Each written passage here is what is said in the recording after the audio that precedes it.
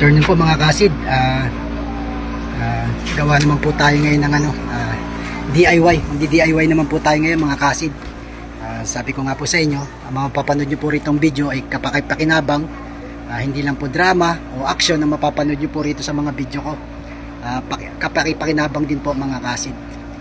Punta po tayo sa kapitbahay, maghanap po tayo ng pwede nating gawing DIY na papakinabangan po talaga natin. Tara po mga kasid. Mga kasid, mag-aari ko putang na. Bangga pa tayo mga kasid. Ganap-hanap tayo rito sa mga likod-likod mga kasid. Ito po mga kasid, nakakita po tayo ng tsinelas tsaka ng kahoy. So gagawin po natin tong DIY, kung ano po magagawa natin dito magandang kapaki-pakinabang mga kasid. Sana po abangan nyo po mga kasid. Sa gagawin po nating DIY mga kasid, kinakailangan po natin kahoy, lumang tsinelas, at syempre mga kagamitan lagari, lapis, eskwala at metro, at syempre itak. Mag-iingat po tayo mga kasid sa paggamit po ng mga yan kasi ay matalas. Kung alam niyo na po yung gagawin natin mga kasid, pakishare naman para malaman naman po ng ilan. Una po natin gagawin, sukatin po natin, tanggalin po natin ito. Pakisundan na lang po mga kasid para malaman nyo po at makasabay po kayo sa ating gagawin.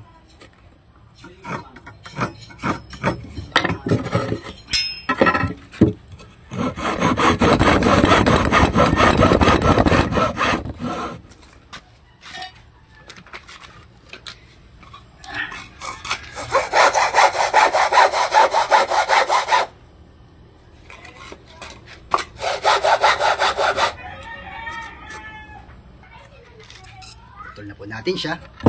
Sukat lang po tayo. Nasa inyo po yan kung anong haba po ang gusto. Depende po sa inyo yan. Sana masundan nyo po mga kasit yung ginagawa natin.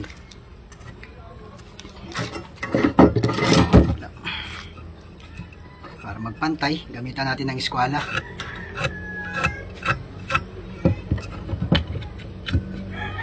Sana makasunod kayo. Wag po kayo nagtatapon ng mga pakipakinabangan pa po natin. Gaya po niyan, mga pakinabang po sa atin yan.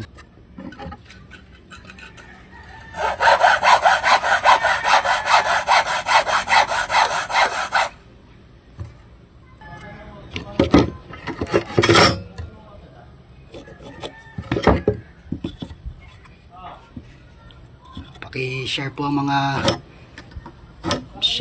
video natin mga kasid, at papalo, like and share na rin po mga kasid para malaman naman po ng mga ilan. Okay, pakinabang.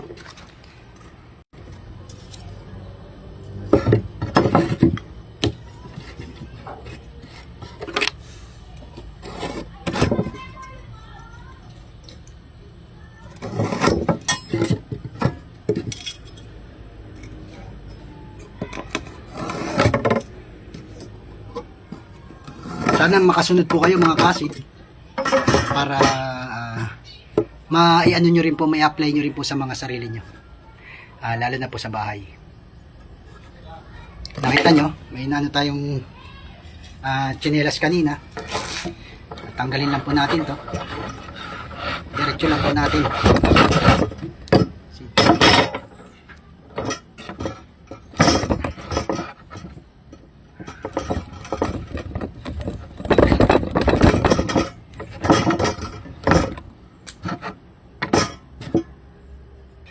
Hiwa-hiwain lang po natin siya mga kasi. Depende po kung gaano kalaki po ang gusto nyo. Sana makasunod po ang lahat. Kung nakikita nyo po yung mga guhit na yan, hiwa-hiwain lang po natin yan. Pati yan. Magdahan-dahan po sa paggamit ng itak.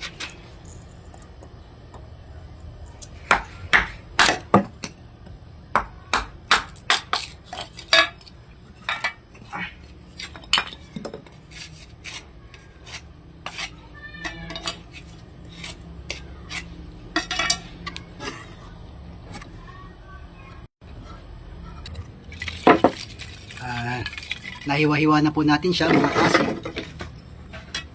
Siyempre, liit-liitin pa po natin yan. Sana po nakasunod po. Makasunod po tayo.